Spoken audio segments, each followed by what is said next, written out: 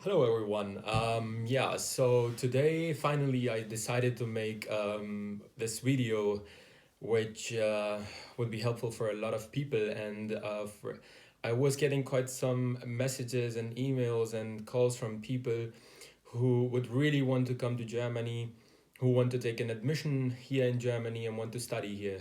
So I was thinking, why not just make one video, one complete video, in which I will explain from the start to the end day when you reach here, the process, the complete process of how you apply, how you find the university, and all the admission requirements and the admission procedure.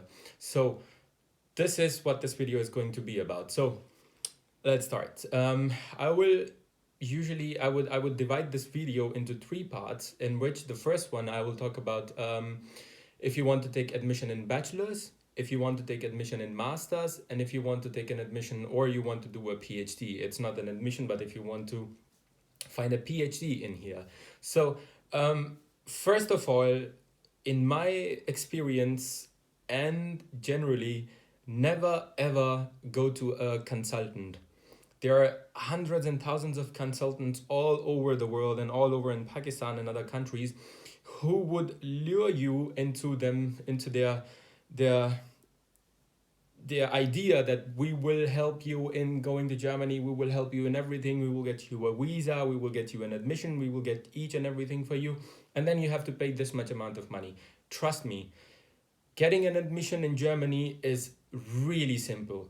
If all you need to do, what you need to have is a laptop or a computer, an internet, and a little bit of typing and a little bit of brain.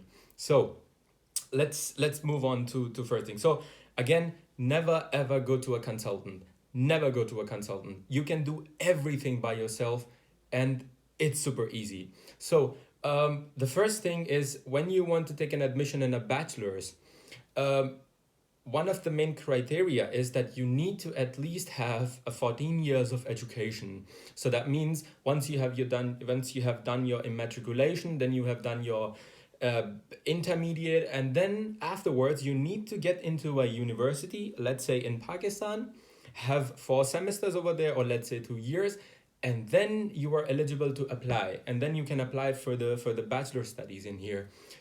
In other case, there is another option where you can also apply for 12 years, after 12 years, but there you need to have this Studienkolleg, what it is called, and there you first have to learn the language. I'm not sure because I did not take admission in bachelor's, but I think you have to at least have a B2 level from a recognized institute, and then you can apply over there. And then you first come here, you learn the language, and then you apply in a university. So then coming to the masters, which is, I think, the most important admission place where everybody wants to come. And I myself, I came here to do my masters in agriculture.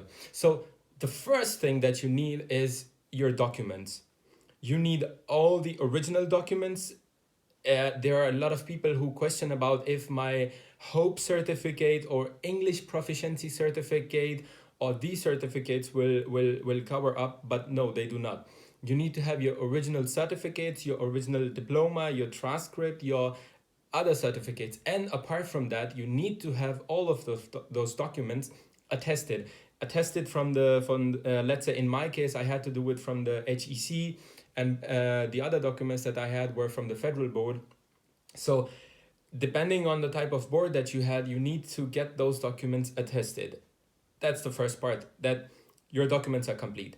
The second thing that you need to add a little bit into your document is the IELTS certificate. So there are a lot of academies where you can go get your IELTS certificate. So in my experience, what I will tell you about the IELTS is that if you take an admission in an academy for the IELTS, keep that in mind, that academy or this academy will not increase your English level. They will not.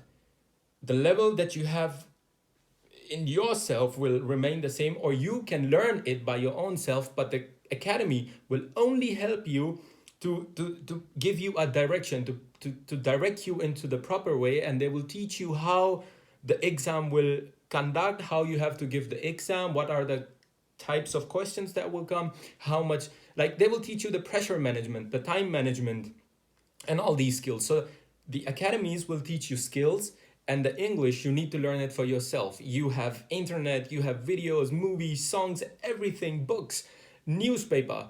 Read it, go through it, and once you think yourself that you are enough, you are capable enough now, and you're ready for that, then go for an academy, join an academy, get the idea of how you need you can give the IELTS test, and then go for it. So the original documents, then you need to have your IELTS certificate. Apart from that, now comes the real part. How to find the universities and where to find the universities. You can do it all by yourself. The first portal that I would suggest is the daad.de, daad.de. The link I will put in the description below. You can go over there and check it out. It's actually a website where there's everything. All you need to do is use the search panel on the left side of the website where you put your studies, your education, what are you searching for, and other filters, and then you can find universities. One thing that I will say to you is that keep in mind that if you're coming without a scholarship, better find a university where the admission fees is less than 500 euros or around about 500 euros. Because living as a student, when you have to work on your own to earn the money to survive here, for your rent, for your insurance, and for food and every other stuff, it gets a little bit hard when after every semester you have to pay 500 euros. It gets quite much. So try to find those universities which have less fees. Apart from that, if you are filtering those universities, the second thing I would recommend you is to make an Excel table or a Word file. Better go for an Excel, write the names of the universities, write their admissions date when they are opening. And on that website, or you go to the university's website, directed from this daad.de website, you can find the date of admission, the last date of your document submission, and when the winter semester or the summer semester takes place or commences. The first thing is that, let's say, this year in 2022, in winter semester, you want to take an winter intake. The last date for admission is roundabout at the end of February or the start of March. So you need to do it now. You need to submit your application. You need to apply now in order to get into the winter semester of the coming year. So make an Excel file, write the names of the university, write the admission dates, write when it's closing, and two things that you have to take care about. There are two kinds of admissions. The first thing is that there are some universities where you can apply directly, which means that you can just upload your documents on the website or the university's portal, and then you just wait. You just wait when they respond to you. The second thing is through UniAssist or UniAssist. This is a portal where you upload your documents or you send your documents, and this portal actually translates or recognizes your Pakistani documents or any other country, and then translates them and converts them into the CGPA of the German CGPA, and converts it in a way that you are now eligible with these documents to apply into the university. So always keep in mind, look on the university's website, what are their requirements? Either a direct apply or an apply through a UniAssist. Write this thing as well into the Excel file that you're going to make. Now, one thing where a lot of people do mistake is when it comes to a reference letter, or I would call it where a professor, he refers you for the university, which most of the universities will require. Be careful. Never ever write these copy-pasted things where you just replace your name with somebody else's, you replace the name of the professor and you copy-paste, you print it out, you sign it, and that's it, done. No, don't go for this. Because it's just a copy-paste, and the universities will know. It starts like, oh, my student XYZ has been an extraordinary student. His performance was outstanding. He had been really perfect in his scores, in his studies, and I am really, really happy with this and this and this. this is way too much. They will know at that moment that no, this is not a real reference letter that you are putting over there. So try to structure it in a way. As an example, what I wrote for myself is that I am this professor, and this student was in the course which I gave during the 4 years of studies, and I find him good in presentation skills, and he had been a part of these and these and these projects that I conducted. He has been he took part in sports, in this activities, in community building, in social activities, and these. So try to write it in a natural way. Write it on your own self. Write it on your own, or tell the professor to write by himself, and then get it signed and then send it to you, and then you can upload it as per the university's criteria. And I'm sure most of the universities, they require this. So now you have your documents, you have your Excel file, where you have written the names of the universities, their starting date, their ending date, their fee structure, the way how you have to apply into that university. Now you can start applying. Now apply in all the universities which you have taken out, which you have found out for yourself. Apply in all of them and just wait.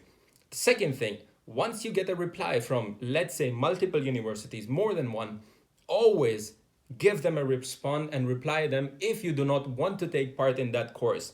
It's not that you just get an offer and then you just stay. You choose one university and do not reply to the others. The same goes for the PhDs. If you get multiple PhDs from 2 or more professors, always tell them that I'm sorry, I will not be able to join your lab, or I will not be able to take part in this course, and explain yourself. So you apply. Then there are a lot of questions about the block amount.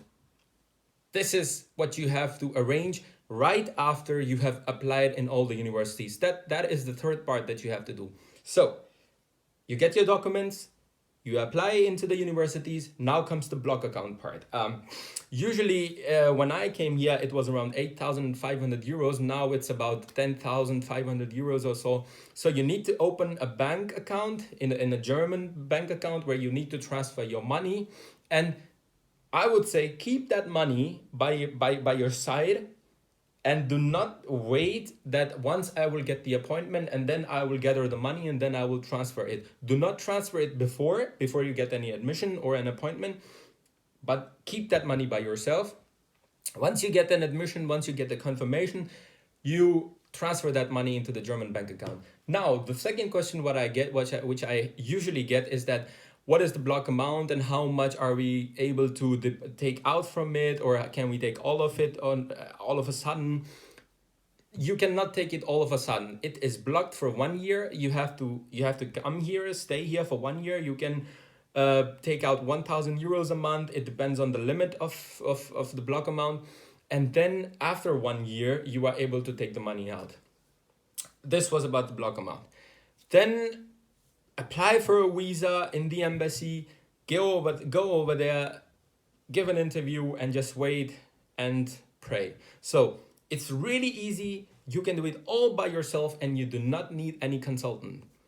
The third thing about the PhDs, there is usually not a way to apply to a PhD. Of course, there are websites, there are portals where you need to apply, but you need to contact a professor to find a PhD.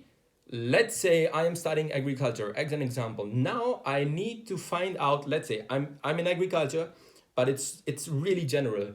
What I'm doing is that I am basically specialist in plant pathology.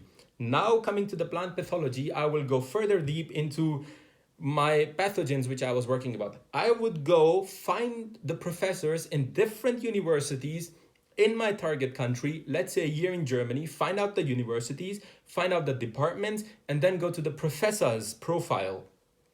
Go thoroughly through the professor's profile, see his research interest, his publications, what he has been usually working on, and his area of interest.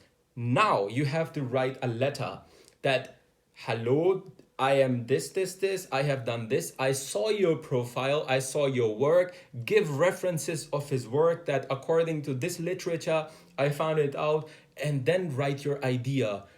The professors, keep this in mind, they get thousands of emails from students all over the world who want to do their PhD. Why should he choose you? Because you have an idea. Make an idea, make a research proposal, and write to him that I want to do this, this, this. Be really clear in your mind that I want to do this and this and this and this. How? Could you please support me with this study? And I would be happy to join your lab, or I would be happy to join your research group, and then send him the proposal. This is how you get a PhD. I hope it was, I tried to make it short and explain everything as much as possible. Next time I will be uploading a video in which I will be talking about the expenses, how you manage your living here, the work situation, student jobs, how you can get student jobs and everything. So see you next time. Bye.